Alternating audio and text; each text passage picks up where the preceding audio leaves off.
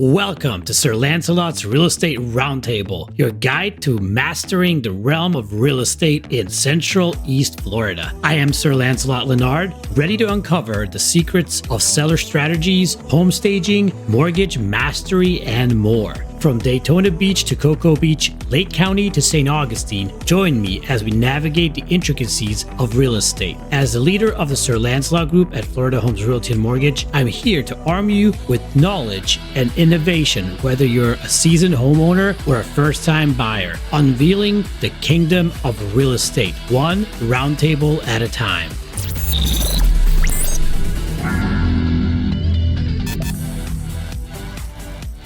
On today's episode of the Real Estate Roundtable, we're excited to have a dynamic professional who has truly made his mark in the real estate world, Geoffrey Wall. Jeff's journey into real estate began with a passion for helping people find their dream homes. And over the years, he has become a trusted expert in his community, whether it's understanding the latest market trends or balancing a busy work life with personal well-being. Jeff is a wealth of knowledge. Tune in as we dive into his story, uncover his motivations, and gain insights into what makes him stand out realtor. You won't want to miss this conversation. Welcome, Jeff, to the pod. Thank you. That was Awesome. very good. That was very good. I don't know if I can live up to that hype. I think you can. You're a great guy. By the way, Jeff and I work out in the mornings together, and he's a really good friend of mine as well, besides an awesome realtor. So, Jeff, can you take us back to the beginning? What inspired you to dive into the world of real estate, and what were those first few steps like when you took them? All right. So if I'm going to step back to like what brought me into the business, I got to kind of go back to my previous career. Is that as well? Is that all right? That is perfectly fine, Jeff. Okay. So my previous career, I used to be a contractor, and I would work at nuclear power plants when they would go on shutdown. So you'd go in there, basically work for about a month and a half, and then you would have a month off until essentially the next one. So it all started with always having those months off. I didn't have that much to do. So I'm like, well, what else do I do? And I've always tried to be a pretty productive person. So I started buying houses and fixing them up when I'd have a month off here or a month off there, just because I had so much time on my hands. And it was just nice to have projects that were like always ongoing. So did that for a few years. And then when I moved back to Florida, I kind of just got a little tired of the traveling, and I got my license anyway because I figured why not buy and sell my own stuff. So it wasn't until I was like, let me give this agent thing a shot with a couple of friends and see how I like it. And I really ended up liking it a lot. And it was just a different like fulfillment. So when I was at the power plants, I'd be fulfilled with like create a project, whether it was something in a fabrication shop or whether it was a vortex suppressor in the bottom of a reactor. You could stand back and be like, wow, I did that. And then this is, you get that same like, wow, I did that, but it's with people that appreciate you as opposed to like a big mega corporation that's like, well, thanks, you just made us some millions or billions or whatever. So that's kind of what got me started. I just kind of fell into it through investments. And then from there, once I figured out that I enjoyed it, I was like, all right, let me see how I do this on a successful level. Let me just jump all in. And that was when I just dove into the Keller Williams Kool-Aid. I drank their Kool-Aid. And as corny as some of this stuff is, like, you know, if you kind of just jump all in and just do what they say, you know, I'm not with them now, but if you just do what they say, you'll make money. You'll make a lot of money. Yeah, and was there a particular moment or person in your life that sparked your interest in becoming? Like I said, I would say the moment that I wanted to become an agent is different than the moment that I realized and the person who made me realize it was possible to be successful. So those are kind of two different things. So I would say the moment was when I closed my first deal, and it was a friend of mine. He was super happy and appreciative, and his mom was like hugging me, you know, this is amazing.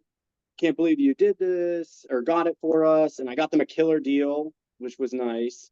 So that was the moment I realized that I was like, okay, I can definitely be a full-time agent. It's worth the stress and the stepping out of my usual environment and into more of a customer service based environment. So that was that moment. And then I was leading from there into the moment that I realized I could do it on a high level was just after a few conversations with a guy named Tom Martin, who's with EXP now, and fantastic guy. Like, he'll recruit you like crazy to EXP, but that doesn't take away doesn't take away from how amazing of a person he is and how he put me on the right track to making it realize like, oh, it's a possibility to make a couple $100,000 a year in real estate. I didn't even really think that was possible as an agent back then. That's a great story. I know Tom Martin myself as well. Did you know that I pitched him on EXP before he was an EXP agent? I feel like I remember you telling me that. That was pretty cool, isn't it? And then he's like, "No, I don't think EXP is my kind of thing." And now he's pitching us about going Yeah. over there. Well, you It's know what's just, funny is I actually said the same thing to him once, because one of the EXP people called me early on when it was real early.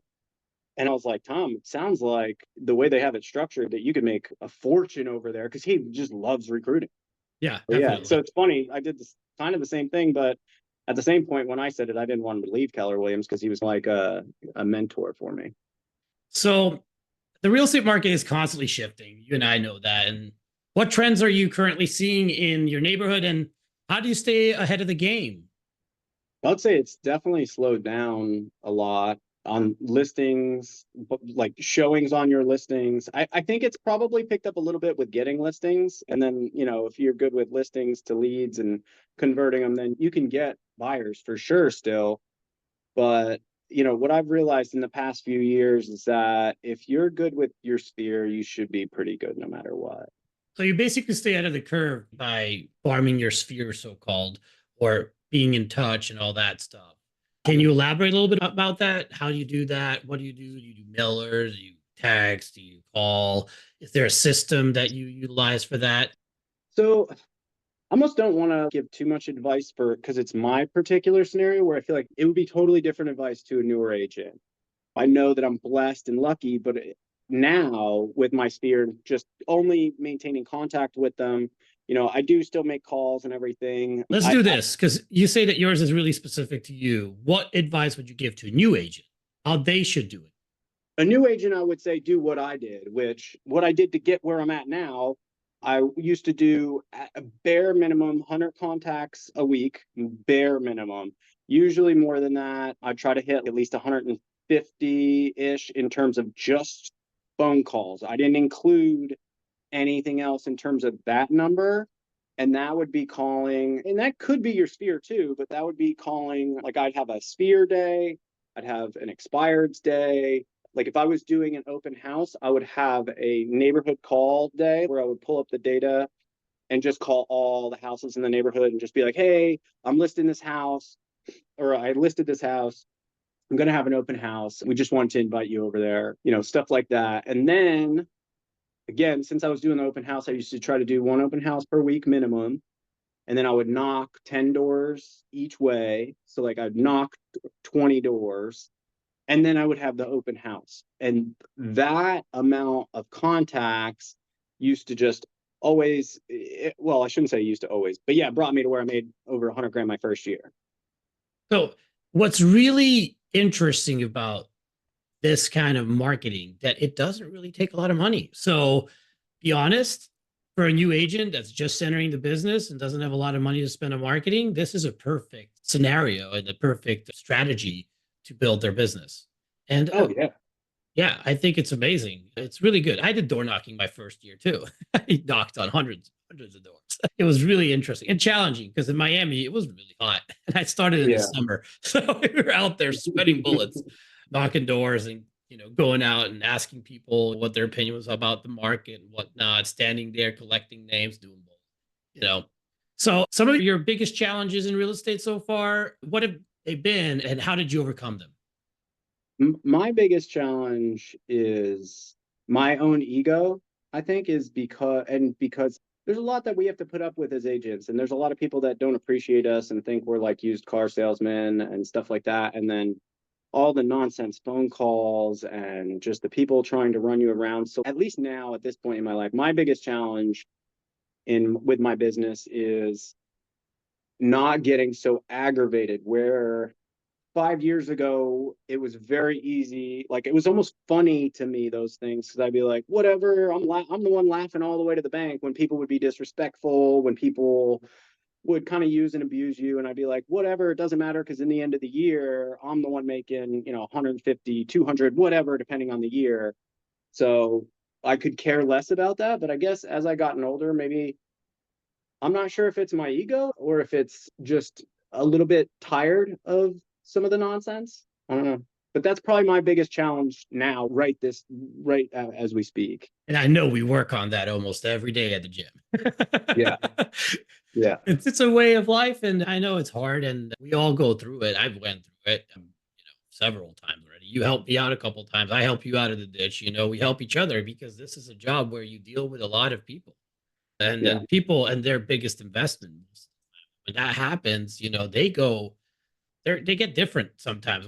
You meet them the first day, they show you one face, and then middle of the transaction, you see this other face, and then 1 or 2 days before transaction closing, you go into panic mode, and they all go like, "Oh, we're ready to jump off a bridge," and then you're there to support them and everything, and all that energy that ends up in your little pocket that you have to Yeah. deal with down the line. So you and I both know where those come from. And Yeah. luckily, we're really good at handling those situations. We learn it throughout the years and then how to deal with it.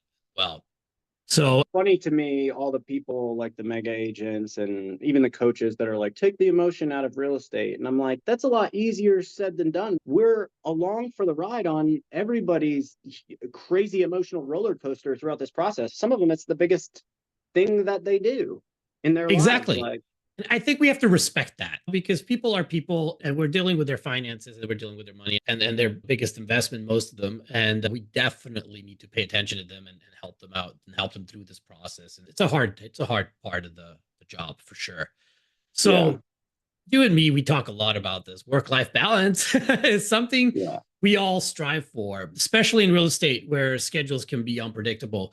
How do you maintain the balance and what tips can you offer to others in the industry? In terms of work-life balance. Correct, because I know that you're really good at this. Well, I would say, depending on who's listening to this, I've gone through different phases. And when I was in my hungry, nothing's going to burn me out phase, there was no work-life balance. It was just work, work, work, work, work. But that just only lasts so long. So now I have to use the do not disturb with my phone, because that was like a major source of anxiety. Because if I see emails and messages come through at 8 o'clock at night, but sometimes the rest of my evening's ruined, or if I was at an event for my kid. So I definitely have to use the do not disturb. I schedule things throughout the work day. I have my like non-negotiables. So this way, even if I do get stuck working on the weekends, even though I don't really want to work as much as I used to, you know, I, I can't complain that much, because I still overall try to like condense it down to where, I'm only working like 40 max 45 hours a week. So I really can't complain if at the end of the year, we're working regular hours and making what we make. I know. I mean, you have a son and a wife, and you guys enjoy boating, and you guys have karate classes and science and art stuff, and you're a pretty actively involved father in your child's life, which is, Yeah, I think, that's part of the work-life balance. Like 100%. in 2022, I don't even know if I've seen my daughter at all. That's how busy I was. It's like, oh, Yeah. kiss goodnight and kiss wake up, and that's it. Goodbye. It's so all day gone. Yeah. Well, So now after, now my yeah, schedule includes, like, I just have it set as like appointments where I'm the one bringing him to karate. I'm watching him do karate. I'm the one picking him up from school because I want to, because so many years went by that I didn't. So now these things are just appointments. As far as anybody else is concerned, it's an appointment. Like, we're allowed to spend time with our children and bring them to things and stuff. And I feel like sometimes we forget that. definitely. And I like how you say that it's an appointment. So you time block basically periods of your calendar where this is my kid, me and my kid's time. That's it. Nobody bother me during this time because I'm spending time with my child. And I think that's a really good example of how you can do work-life balance. I know it's a myth in some kind of ways because one's going to be always heavier than the other. But at the end of the day, if you treat it like part of the business in a way, it becomes a routine. And when it becomes a routine, you got the balance going on. It's like, okay, Yeah. I know I'm going to do karate on Tuesdays and Thursdays. I know I'm going to do a half day of boating on a Saturday and maybe a full day on a Sunday or whatever. And I'll give Yes. appointment times for my clients on all the open spaces when he's Yeah. at school or when I'm not doing the other extracurricular activities. That's great. I think that's a really good way of doing the balance. What's your secret to staying motivated and driven, even during the busiest times? I think I know the answer to this, but I want to hear it from you. Ooh. I see you every day. Yeah, I know. Well, that is like a non-negotiable in terms of without that, I would be a mess. Like I have to have the gym. So that definitely keeps me moving. I don't know if I would say it makes me more ambitious as much as it gives you the energy and it gives you the calmness to deal with the chaos and the stress and stuff and just keeps you going. But I think everybody's gonna like kind of, especially if they have a couple months in a row of running, I think everyone's gonna get that kind of lose that maybe love for a little bit of it. Yeah. So what is that thing that sparks you up again? That's the question. Like, do you watch some videos? You do some, oh, I do, I'm going to go and go to Orlando, go to Disney, recharge, and then come back full power or go on a vacation. What is that thing that motivates you and keeps you driven when those things happen, when it gets busy and when it gets slammed and you're like, oh my God, what am I going to do now? It's like busy, busy, busy. Or not even busy, but let's say it slows down and you're like, oh my God, I'm in the gutter. I'm like, it's not happening or whatever. Yeah. What's that thing that will put you back in the mood to like, okay, now we're going to go generate some business and we're going to help some people? So what I've noticed is I kind of have two things, and one's not like a great thing to hear, but it is the money. Like if the money starts to dwindle down, I'll sit down have a conversation with my wife, and I'll say, look, it's time to ramp it up. And then I will kind of go through maybe some of my old Keller Williams stuff, like Bold and all that stuff, and that kind of just recharges you. It's like similar to Tony Robbins. But I'd say the thing that gets me more, what I've noticed is if I get one or two really good and appreciative clients, even if I'm like kind of steady and I get that feeling again, where like I was saying in the beginning, where you just feel like, oh my God, I made such an impact on their life. It was like they were so appreciative. This feels so good. I noticed then I'll ramp up and I'll have that energy to like then start doing more lead gen and just build that pipeline. And then that's when the craziness begins. And then you get 3 months of just running again. And you have to like pray that when you get busy, don't get 2 or 3 toxic people. Cause to me, it does the complete opposite. Then it's like I finish up I'm like, I'm just getting these to the closing table and I'm just done. I'm taking a break, so honestly, the people will charge me and also be like energy vampires. So I've noticed I need to be more selective. Like I cannot work with jerks. I can't. It just destroys me. Yeah, it destroys everyone, I guess. Let the top producers take those. Yeah, they can have No, them. they can deal with that. So They can have them. if you could give one piece of advice to someone just starting in the real estate business or a first time home buyer, what would it be? All right. So for the agents, the first piece of advice I would say is think about your new career in terms of you being a lead generator, not being a real estate agent. Because if you have the leads and the people, you're going to be successful, even though you're going to make mistakes and mess things up. And maybe a couple people aren't happy, but you'll have the leads to do it. You'll have the people to do it. So you got to be okay with being a lead generator more so than a real estate agent. If you're not, if you like sit back and think about that and think about, I'm doing this because I love looking at houses and showing houses and stuff like that, then one little speed bump or it gets slow and you're going to be out. So anyway, so you might as well just not do this in the first place. For first time home buyers, I would just say right now, just take your time and find somebody really good before you kind of start the process and jump in and start making phone calls to like random listing agents. I think now more than ever, you don't want to get locked in on a buyer's agreement and find out it's the worst agent that maybe has only closed like 2 deals and has horrible reviews and maybe has ethical issues. So just take your time in choosing the right person. Yeah, so definitely come through, call, interview. Those are big things. Sit down with them, have them show you their buyer's presentation. Not every agent has one. If somebody has one, guess what? They're one level higher than the one that doesn't have one. Yeah. That's what I usually say, because he took the time to prepare one for you and took the time to sit down and go over the process and everything. That's what you really want to know. Like, do they have the knowledge of how to go from searching for a home to closing a house for you, closing on a house, how to negotiate and all that stuff. And the last question of today, what's the one thing that continues to fuel your passion for real estate day after day? This is a tough one because you have been talking about this a lot, but I want to pull this out of you because you probably have something in that. It's like, I know what mine is. My family is always the ones for me that fuels my day to day. And then, as you said earlier, the best thing is when you get an appreciative client, customer, and they just super happy that you got them to the closing table with all the obstacles and everything. It just makes me feel so happy that they're happy. Just. So for you, I know that's one of them because you talked about it earlier. Is there another one?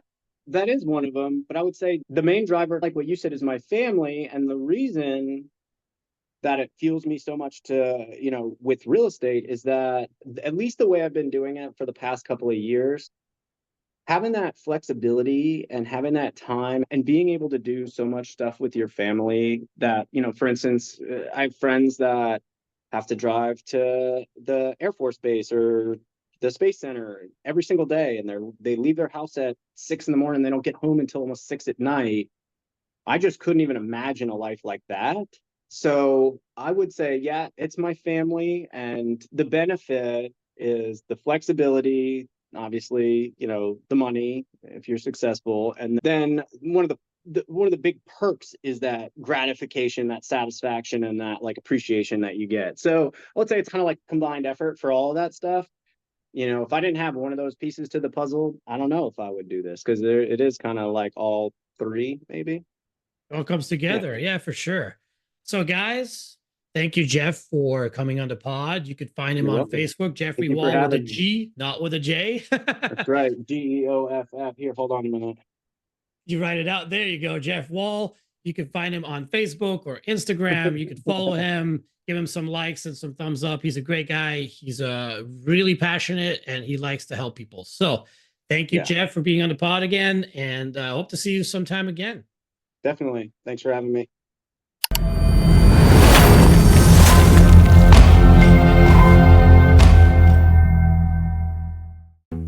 Thank you for joining us on Sir Lancelot's Real Estate Roundtable, where we've unveiled the mysteries of real estate together.